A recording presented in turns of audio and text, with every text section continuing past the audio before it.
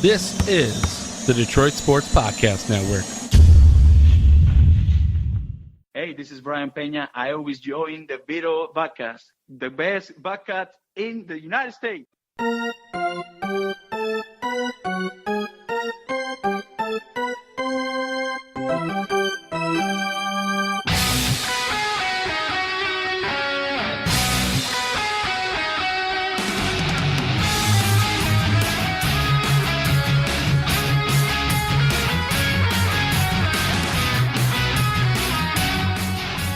And welcome to the latest and freshest edition of Tiger Talk with Chirco and Company. I am your host, Vito Geronimo Chirco, alongside my usual sidekick and broadcast partner in fun. That is the Doc from Doc and Jack, John Charles McElroon. John, how are you doing? Vito, the Tigers came back to earth this week. Unfortunately, the weather stopped one of the games versus Minnesota. Wild weather out there. But I was looking forward to the series versus the Twins to kind of see.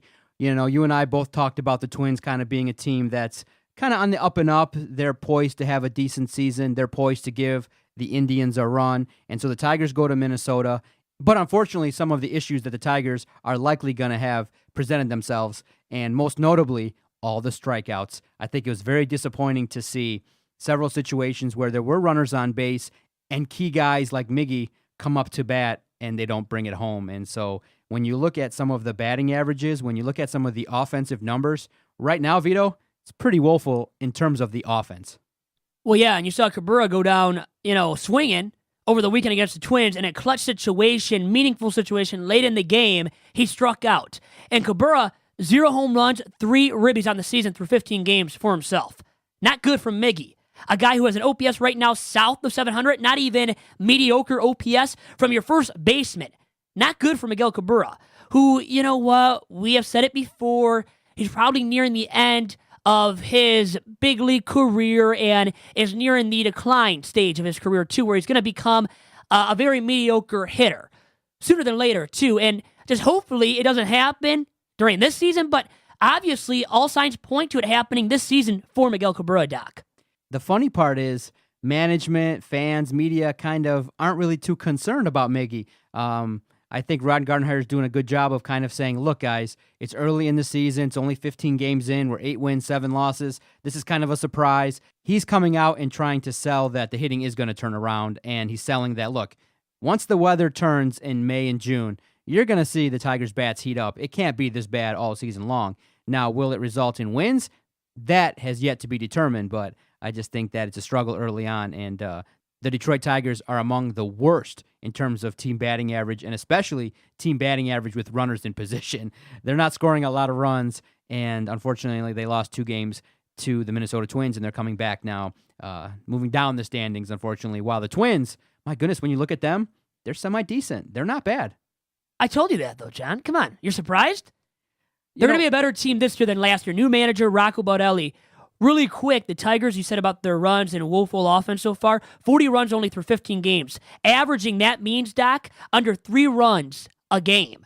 That's not good. Okay, that's smelly, and that is a recipe for disaster as the season does progress. Now, if you paid attention to the comments made by Ron Gardenhire after one of the games versus Minnesota, he kind of leaked out a little bit some things that the Tigers are doing that he's not happy with. He came out and said, we do preach to them a 2-strike strategy, and it doesn't seem like the Tiger hitters right now are following the instructions of manager Ron Gardenhire. He went out and said that right now we're taking a bunch of big whiffs and big cuts and not connecting, and he said that just look across the diamond from what the Twins were able to do. The Tiger pitchers were able to get a lot of 2-strike counts on the Twins hitters, but they were able to make contact, put balls in play, and Ron Gardenhire said, for our team, we got to follow what I'm saying here, and we're going to learn to effectively hit with 2 strikes. And right now, I think that's a big concern, is that not only are they striking out at a very high clip, but these guys are not making contact. They're swinging and whiffing at a lot of pitches and a lot of strikeouts of the swinging nature. But sometimes you can preach it. You can tell me to go talk to a sponsor, talk to somebody, and I'm not going to do it if I don't want to do it, or can't. Now, with the Tigers, it's the can't, okay? I don't think it's the won't or doesn't want to do it. But look at the Tigers' bats and who they are. the names in that lineup. And a lot of those guys, I don't care if you preach it to them nonstop and talk to them in their sleep and try to get it instilled in their heads, they're still not going to practice it because they can't perform and get it done. That's probably what most people think. But I do think that in terms of following directions, most people can say, hey, with 2 strikes, shorten your swing, try to make contact. Because what Gardenhire was alluding to was that the Tiger hitters are trying to swing for the fences all the time.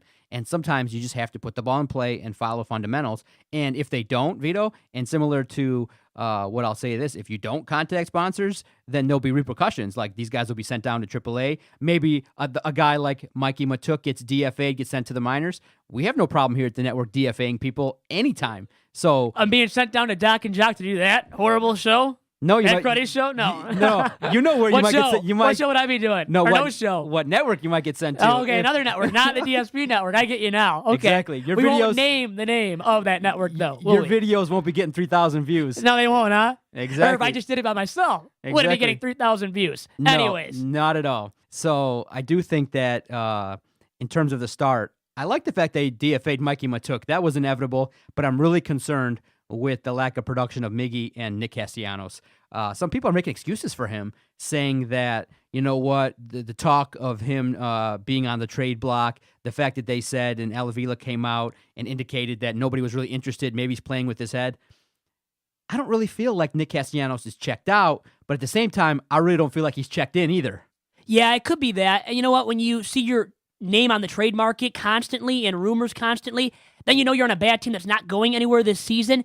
You might start checking out mentally. And the game of baseball is a huge mental game, a mental grind throughout the marathon of a season that it is. 162 regular season games once again. So to sustain that mental aptitude all throughout the season, it's tough. And to start the season, coming into the season, he had a lot of people talking about him getting dealt. So all of that might be affecting him mentally right now, getting the best of him at the plate subsequently and in the field as well, Doc.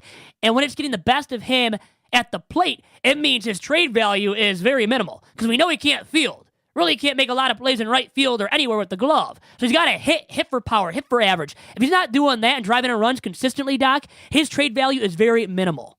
Yeah, it's a tough start all the way around. They kind of came back. And I do think that most people do believe that, okay, it's going to be an up and down year. There'll be win streaks, there'll be losing streaks. But I'll say this. Do you think the offense will indeed turn it around when the warmer weather hits? Or are you thinking, you know what, if we can get the batting average team-wise around 225. Well, yeah, I mean, God, that's nothing. It's under 200, You would have to believe they're going to do better than that still. A little bit better than that. I'm going to go over 225. But for the offense to turn around completely, there's a better chance of me dating Gisele Bundchen, okay, a supermodel, and the Tigers turning it around completely offensively. And when I say turn it around, I want to see a major league team bat 250. Bat 250 for me, for Big V here. If you can't bat 250, you're a cruddy team, and you're not going to win many games, and you're going to win more than likely south of 65 ball games. All right, tell me who the guest is this week on this episode of Tigers Talk. Evan Woodbery, Tigers beat writer for MLive.com. He will be joining us in just a short minute here on Tigers Talk. And it is Evan Woodbery of MLive.com joining us on Tigers Talk via Vito's VIP line. Evan, how are you doing? I'm doing great, thank you. How are you? Very good, and thanks for doing this interview with us this week on Tigers Talk. And, I would like to say the Tigers have been really exciting, great offensively, but to be honest with you, they've been cruddy offensively. Only 40 runs scored through 15 games this season, Evan, as you know already yourself. Is there any hope of this Tigers offense turning it around at some point? Yeah, you would have to think so. It has been pretty incredible. Not so much where they stand right now, but the way they got to where they are, and the lack of offense is kind of the opposite of what a lot of us expected. And I think if they don't turn it around, it is going to be perhaps an uglier year than anyone expected, just because they have a lot of guys in the lineup that need to produce runs, that need to hit home runs to justify their existence to a certain extent. John Hicks, to throw out a name, is a guy that's going to strike out a ton, but you hope that he makes up for it by the fact that he hits a lot of home runs. Christian Stewart is going to be a guy that is quite possibly a defensive liability in left field, depending on how things go. But he's a guy that needs to make up for it by producing and hitting a lot of home runs, and he largely has done that. Mikey Matuk, the guy that has been since designated for assignment early in the year. He was a guy that needed to hit with some power to justify the fact that he was going to strike out a lot, and he didn't do that. So they've got a lot of guys in that situation. It's a lineup that should be more powerful than it is, and not only are they in last place, they're in last place by a long shot. I mean, it's really incredible the lack of power that they've had, not just the lack of overall offense, but really the lack of power. And when you pair that with a ton of strikeouts, it's a pretty ugly offense that isn't producing a lot of different ways to score runs. So I think it is, obviously their record is fine right now, or it's better than what people might have thought it would be, but the lack of any offense is definitely concerning, and it has to get turned around. There's no other option, or else it's going to get really ugly as the season goes on. Now, we are definitely talking about the early season offensive struggles with Evan Woodbery. Should we read more into the struggles of Nick Castellanos and Miguel Cabrera? A lot of fans are pinpointing those two guys in their early season struggles. Some people are wondering, well, is it actually going to turn around, or is there something more to read into regarding these two guys' struggles? Of those two, I would probably be more concerned about Miguel Cabrera, just because I think for the most part, Nick Castellanos has hit the ball fairly hard, and I think he's going to come around. I think there's a lot more question marks about Miguel Cabrera, just because there's the concern that is he going to transfer into kind of those waning years of his career, the years of decline, and how fast is the decline going to be? Obviously, there is going to be a decline because he's going to be playing for the Tigers until the age of 40 due to his contract. So there will be a decline, and that's understandable. But how dramatic will it be, and how fast will it come? The concern for me is, again, you're seeing a lot of singles. Miguel Cabrera is hitting the ball fairly hard, and he's having some good at-bats. They're not all terrible at-bats by any means. But you could often say the same thing about Victor Martinez the last couple of years, where he had some good at-bats and was at times hitting the ball really hard, but he was getting a lot of singles. And that's what you're seeing early on for Miguel Cabrera. The fact is his power numbers have dropped dramatically from his heyday. I don't think anyone's having any illusion that he's going to hit 30 or 40 this year, but 20 would be nice. And he's, I think if you date to last year, it's something like 130 some plate appearances without a home run, which is really incredible for Miguel Cabrera. But then if you're not getting home runs, you want to see some more doubles. And the fear that I have, and I think others have, is that if he turns into a Victor Martinez type who's not very mobile, who can't get around, you're going to see a lot of those doubles become singles. And you saw that a ton with Victor Martinez.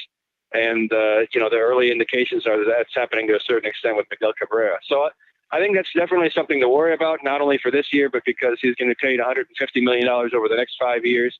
And, like I said, there's going to be a decline. That he's not going to be the Miguel Cabrera that was winning MVPs and Triple Crown in 2012 and 2013, but you hope that he can still be a productive hitter. So I think that's something that everybody will be watching with concern as the weather heats up. For the early part of the season, who has been most impressive to you?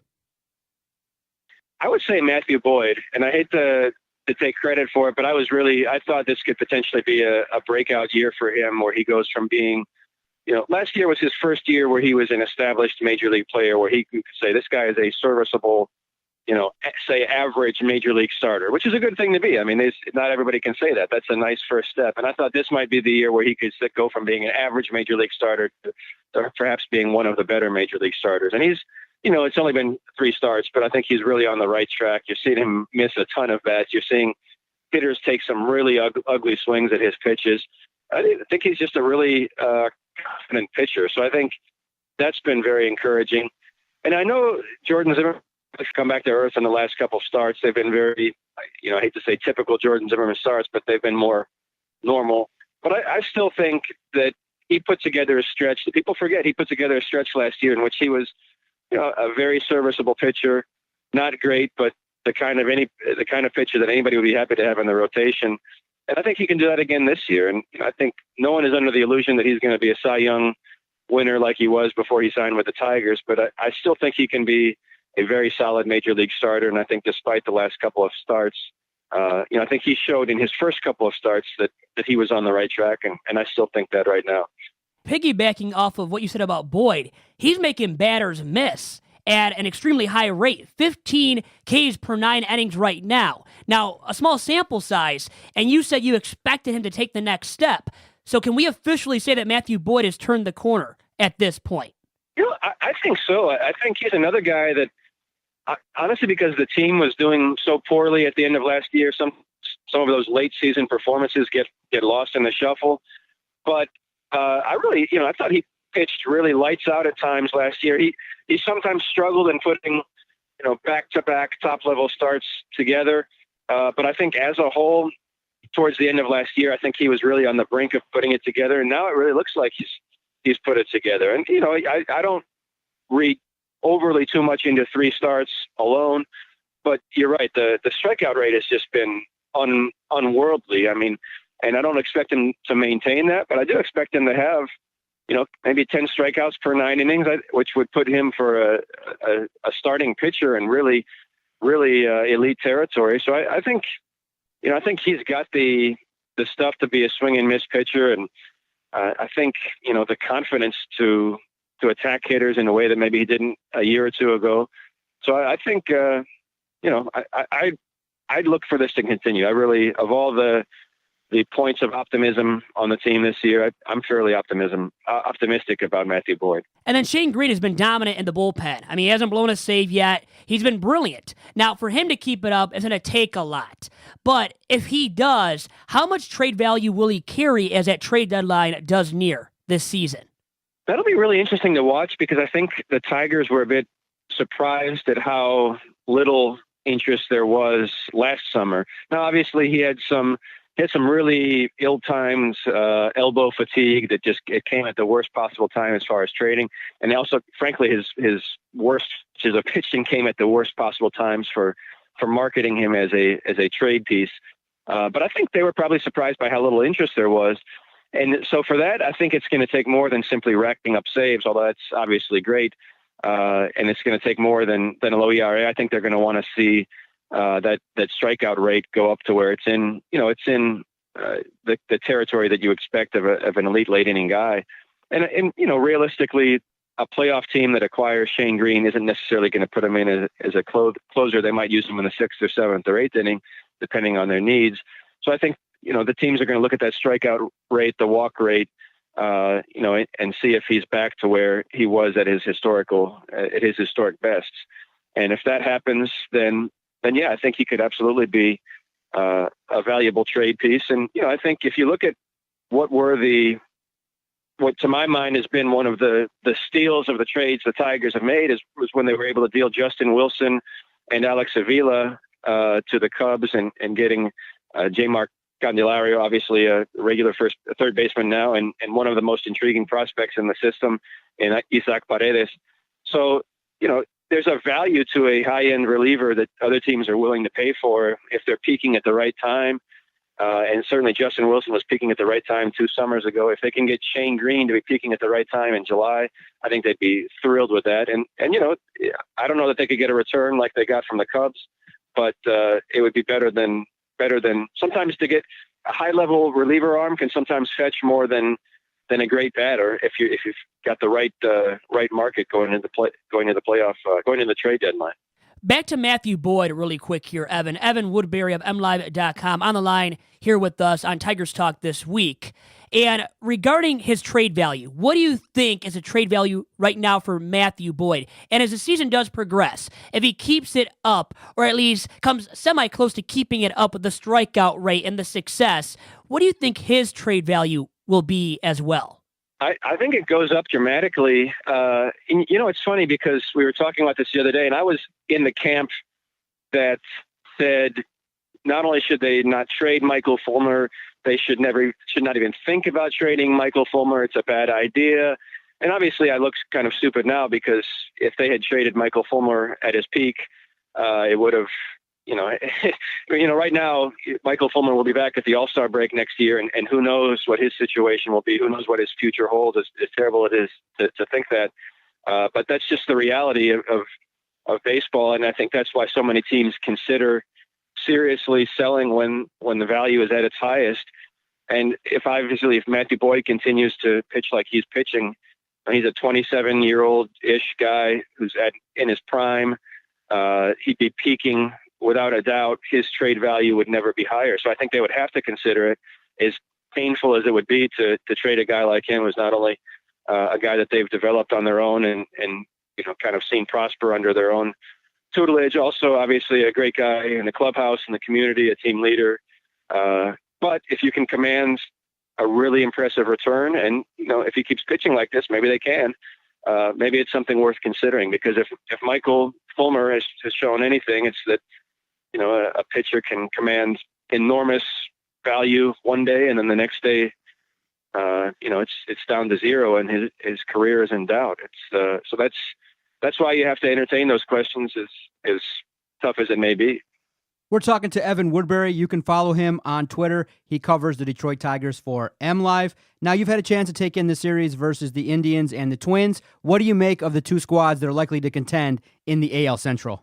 Well, it was fairly clear, I guess, that from the Indians' perspective, they felt like they were going to win the division pretty handily, like they always did, and for a variety of reasons, they, on paper, they got worse during the offseason.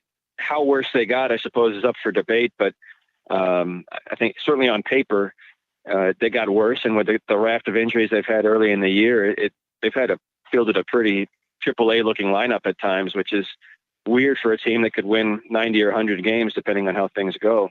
So it is strange, and I think there is, to a certain extent, an opportunity if the Indians falter.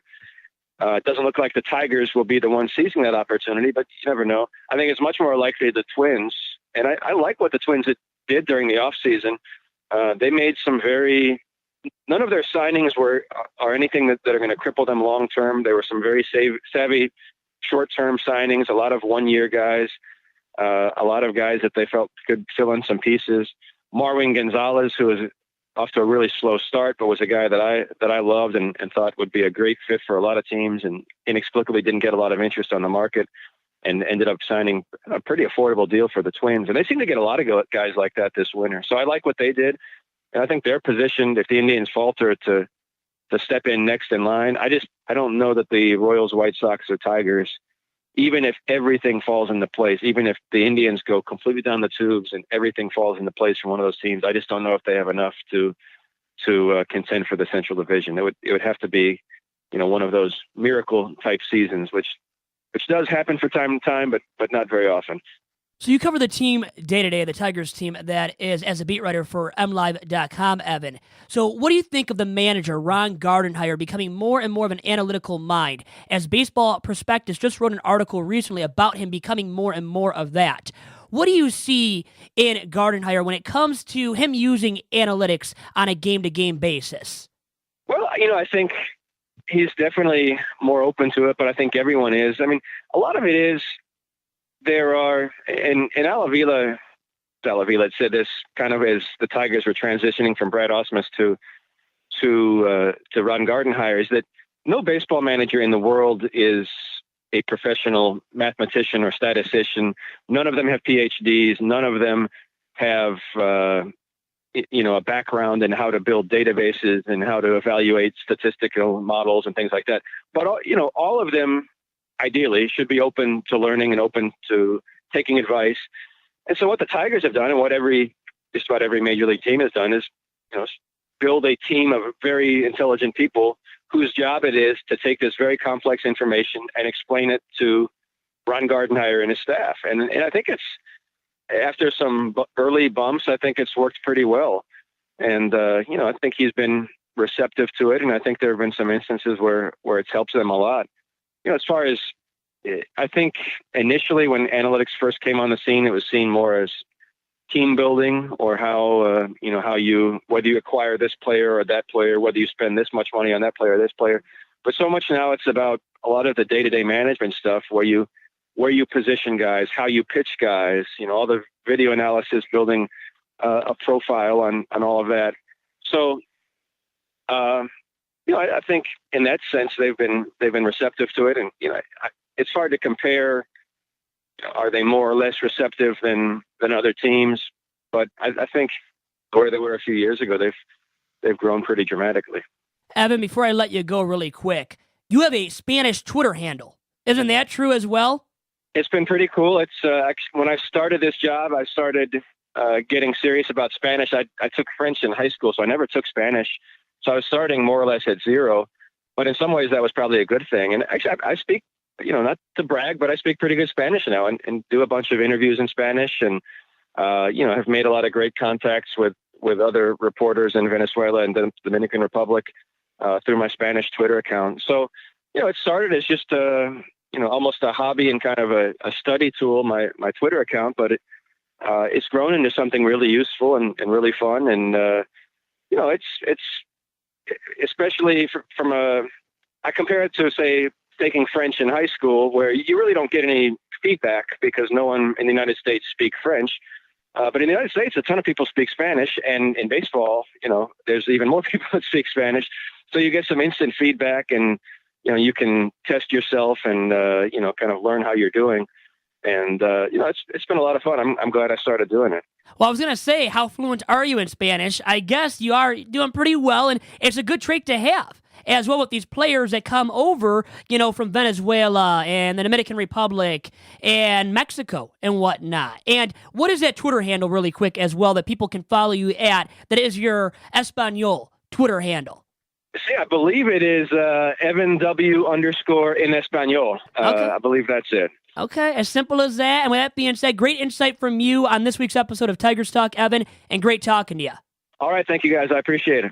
And after this quick commercial break, we will talk about who is the Tigers' best hitter at this point. Will Miguel Cabrera turn it around? Has Matthew Boyd turned the corner officially? And how about the trade value of Boyd and Greene as well? All of that and more after this quick commercial break on Tigers Talk.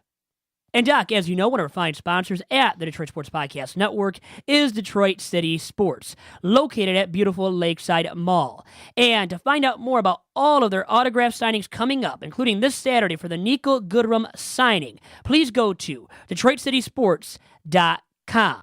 And to our other sponsor of this Tigers Talk episode, that is the Detroit Sports Commission. And you can follow the Detroit Sports Commission on Twitter and on Instagram at DET Sports and at their terrific website of DetroitSports.org.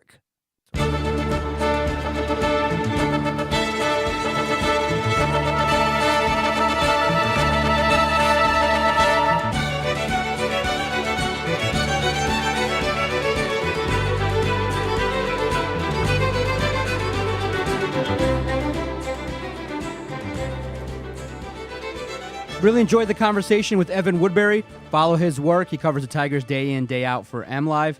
Always enjoy getting great insights from the beat reporters. Vito, also want to tell you, the network is growing. A lot of great support from people all over talking about joining the network, people wanting to sponsor the network. I want to tell you about one of the newest sponsors of the network, the Flick app. Flick is redefining the way you organize, chat, and consume media together. Flick hosts hundreds of friendly communities and groups of people gathered around shared interests, ideas, and life experiences. If you follow us on Twitter, at Detroit Podcast, you saw that we hosted a live chat during the latest Monday Night Raw. So go check out Detroit Podcast. Check out flickapp.com for when the network, Vito, myself, will be chatting during Tigers games, during major events in Detroit sports. And I like the way the app is organized so that at any time we can just throw out a topic and engage with our followers. So, engaging with your followers is really key to support a network. So go check out flickapp.com and follow the network for announcements as to when we're going to chat with all the followers.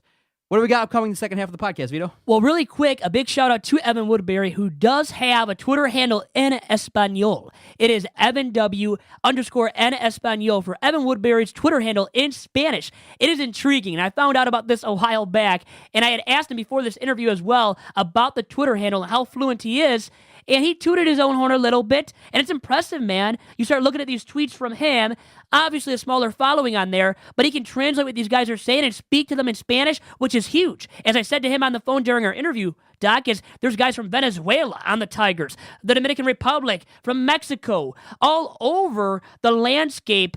Through Major League Baseball, you have these players speaking foreign languages, and guys like Evan that can speak it, Doc, it gives them a leg up on the competition like you and I. I'll just say that much. And I've heard it more than once where some of these athletes are like, I'm really impressed by those reporters that take the time to learn my language. And I think that's just another way to build upon relationships and things like that. So good on Evan. I enjoyed the conversation. definitely I'll surprise him today when I go down to Comerica Park and be like, look, Vito only wants to work once a week, and that's his schedule. Yeah, I'm not going to be here. I know he said he'll see me like in a game coming out or tomorrow's game. Nah. Not this week at least, John. I was going to joke with you. I think we have that anytime you introduce me or when you start posting on Twitter, just introduce me as the other guy. The other guy in the photo that does the podcast with me, right? Yeah, the co-host part or the producer part or the guy that lines up all the engagement part. You don't have the old dude that's part of the podcast. Yeah, okay. Like I told you in the joke, the other guy. That's all. The other guy. The other guy. Okay. That could be your Twitter handle. New Twitter handle for yourself. The other guy. Anyway, so the best Tigers hitter right now is not Miguel Cabrera, who we talked about with Evan. It is Nico Goodrum. Yep. It's not Nick Castellanos either. It's not Jeimer Candelario, who I love his ability to, fight off pitches, to have long at-bats. But right now, the best and the go-to hitter for the Tigers has to be Nico Goodrum. And to me, Doc, no doubt about it. People talk about when he swings the bat, it cracks, and it sounds good. It sounds good right now for him. So among a group of teammates that aren't really successful right now hitting, Nico's doing a good job, and just by observing what people are writing about him, a real good guy in the community is getting out there and interacting with the kids. I just think that this guy's also not only a great ball player, but really a decent human being. And that's all you can ask for. Now we just got to figure out a way this week for the Detroit Tigers to get some wins as they play at home. So, I know people are a little discouraged because of the fact that the Tigers have lost. But remember, there's a couple factors that are concerning and that are outside the Tigers' control that have affected them. They played a lot of games on the road. The schedule has not been as consistent. Some games they've had a couple days off due to weather, so the schedule's a little bit choppy. And so this week, I think the next handful of games, the next two series, are going to take place in the confines of Comerica Park. But unfortunately, the weather could disrupt a lot of these ball games as there's rain in the forecast for the majority of this week. So it'll be interesting to see how the Tigers handle this two-game set versus the Pittsburgh Pirates and then the Chicago White Sox. Yeah, it's almost like a rivalry now with the Pirates of the NL Central, that is specifically 2 at home against the Pirates and 4 against the White Sox from Thursday through Sunday. So 6 games in a row at Comerica Park. Now, we can say the warm confines of Comerica? Not really. This week at least, right? And it has been for a long time now, this year to date, as there's been rain, there's been snow. I mean, even snow, literally, even snow. So the weather's been crappy for a long time now here, Doc. And there might be games rained out, snowed out. I know we have a nice Easter Sunday coming up, and happy Easter to everybody out there that will be celebrating Easter on Sunday, Doc. Now, will the Tigers be celebrating because they'll be victorious for the most part of this week? It's tough to say. The White Sox aren't that good of a team right now. The Pirates are decent, not that great of a ball club themselves, though, and kind of going into rebuilding mode. So I kind of like the Tigers' odds at home of winning more games than they're going to lose this week. Once again, 2 against the Pirates. Let's say they win one of those 2. Now, the day of this recording, game might be rained out that you're going to. I don't think so. I don't think it's going to be rained out. If you Doppler DSP says that rain's going to end around 4 o'clock of this recording, so I think we're going to get this one in. You know the weather. How about Wednesday? The Wednesday game could be a challenge. So maybe Tigers getting one of the 2 and win one of the 2. How about that? And I think they split 2 of the 4 over the weekend, too. And then for us, once again, a plug for DC Sports. Nico Goodrum, the best Tigers hitter right now, will be at DC Sports at Lakeside Mall on Saturday evening. Because they play Saturday afternoon. I'll be at that game, actually, Evan, Doc, everybody out there. I'll be there to cover it, okay? Then Nico at night, I'll get the chance to see and maybe to meet and greet and interview as well for the DSP Network. I think I got another title that you can add to me. Sports reporter for Detroit Sports Podcast Network, because I do cover a lot of sports. And this week, I'm covering the game Tuesday, Wednesday, Thursday, Friday. So that's 4 games this week to your 1, which I think is fair for the way we're doing things right now, that I do the brunt of the work because more of the engaging coverage comes from me, whereas more of the professional statistical boring analysis statistical stuff that I can do from home that is boring. Yes. I mean, I think you're boring too. You are 40 years old. I'm 25 years young, almost 26 now. But anyways, not going to toot my horn about my youth. I will ask you this because I know you're the king of social media engagement for the companies you work for. Yes, sir. Would it be fair to say that I have 40 times as many followers as you do when I got 41,000 and you got 1? Sure, but you have it through the podcast network. Now, they know largely that Doc is conducting the Twitter handle and executing the tweets. Who built it? I'll give you that much. You built it up from the ground. You did in 2013.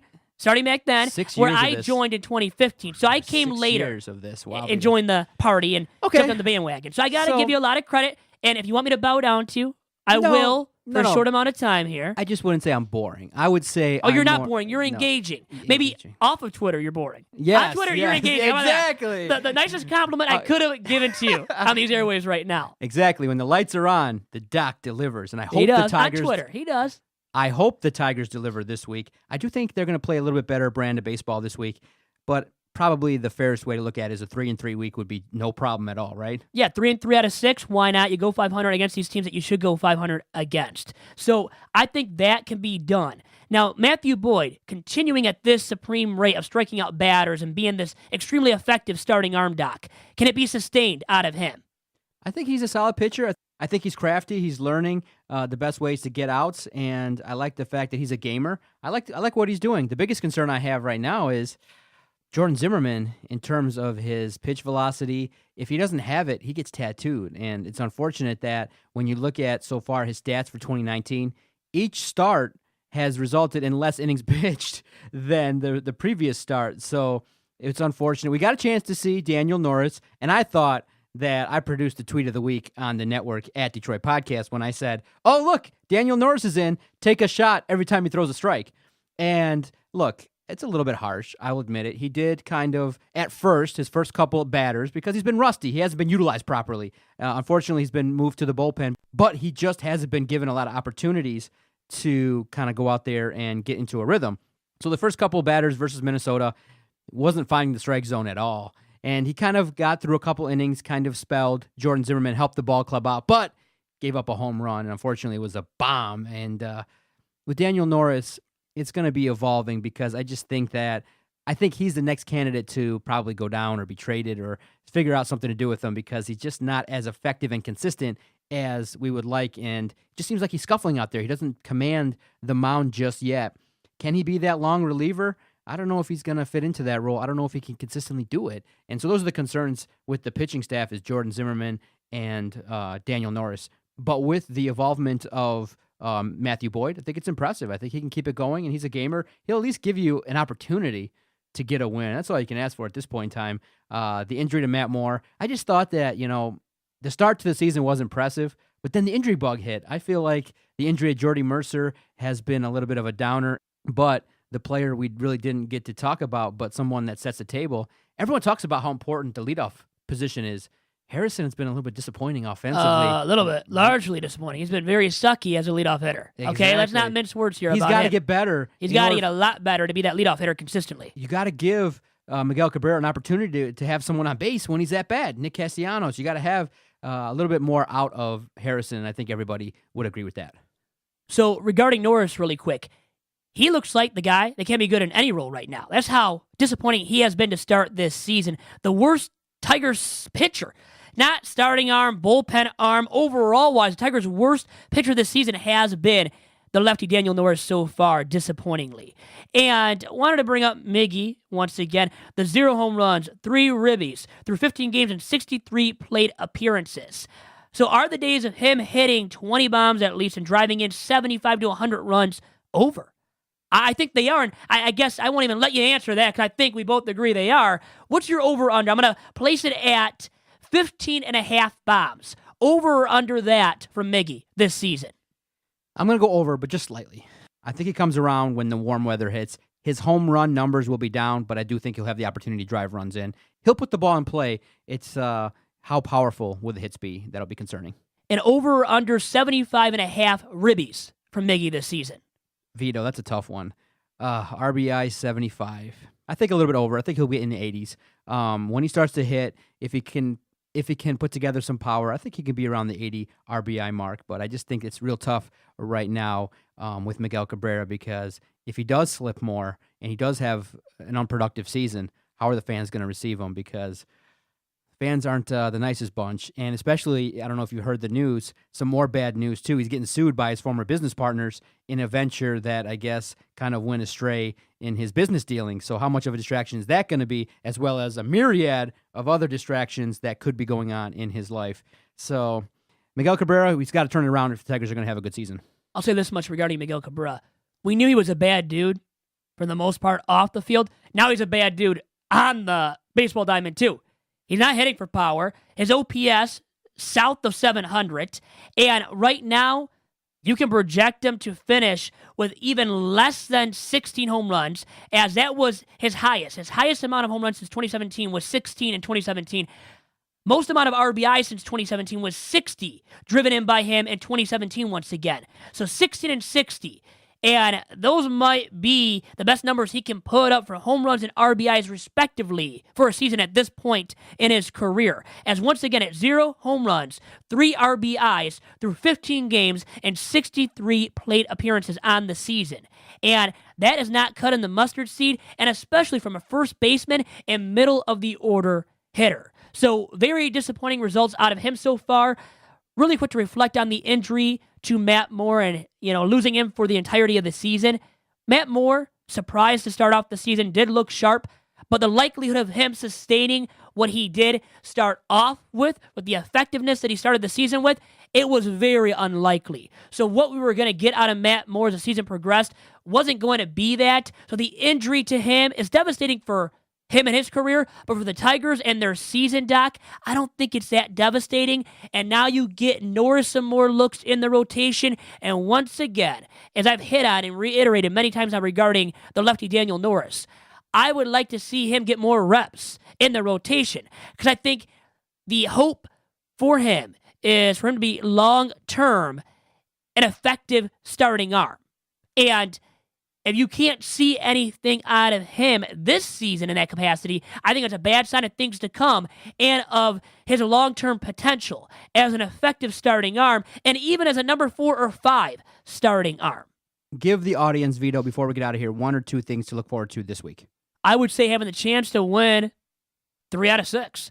I mean, to split with the Pirates, to split with the White Sox, and you could argue they can win that series against the White Sox, win 3 out of 4. Why not? The White Sox aren't that great of a team right now, so I think it's a very winnable series, and you could even win 1 out of 2 against the Buccos, and that would be a positive for me as a Tigers fan, as a Tigers pundit. If they went 3 out of 6, that would not be too shabby out of the Tigers for this week. Doc's peachy positive stat of the week: Ron Gardenhire tied Tom Kelly in terms of career wins. He now has 1,140 career wins, and Tom Kelly, his mentor, obviously someone that he looked up to, has also a career mark of 1,140 wins. At the time of this recording, Ron Gardenhire could surpass that mark, but as we sit, currently tied in terms of career wins with his mentor, Tom Kelly. So good for Ron Gardenhire. I look forward to what he can contribute this week, in a week where the Tigers probably are going to need some extra boost to try and get over a losing streak. Yeah, it meant a lot to Ron Gardenhire, knocking that down, that victory to tie Tom Kelly, his mentor, the Minnesota Twins, how he got his coaching start, learned under him, and then eventually, as we all know, he took over for Tom Kelly in Minnesota as Twins skipper and was successful for the first half of his tenure, a little bit more than the first half of his tenure in a Minnesota Twins uni. And one positive note from me, and kind of a little Vito's notebook stat here regarding Matthew Boyd, is the fact that he has failed to allow a home run up to this point in the campaign.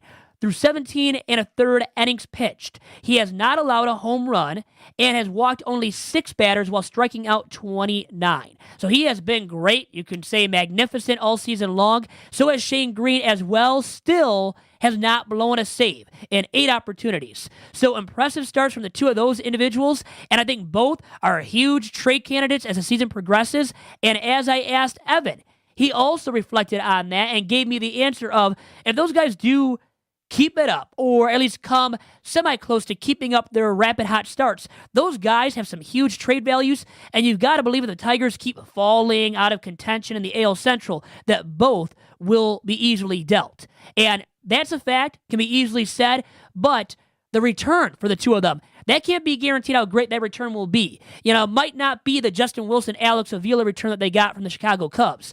Because Evan Woodbery did bring that up, that return was terrific, getting Jamer and Isaac Paredes. You might not get that great of a return for Shane Greene at this juncture because teams want to see him keep it up. Or for Matthew Boyd, who's a fine lefty, but he's never had these great strikeout numbers in the past in his major league career.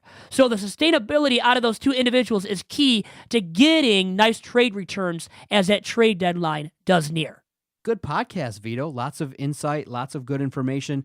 Thanks to our guest, Evan Woodbery, MLive Detroit Tigers beat reporter. Good stuff. I look forward to hopefully a good week, a rebound week, so that we can stay invested in the Detroit Tigers. Get some wins for us this week, Gardy. You got a great shot at home and 6 straight games at home. Tigers are 8-7. They're in contention, 1 game behind of the Minnesota Twins, who are maybe the best team in the division now. And with that being said, we are the best duo talking Tigers baseball anywhere in North America, at least. Doc, thanks for all the time. Thanks to Evan Woodbery once again, and adios to all of you out there.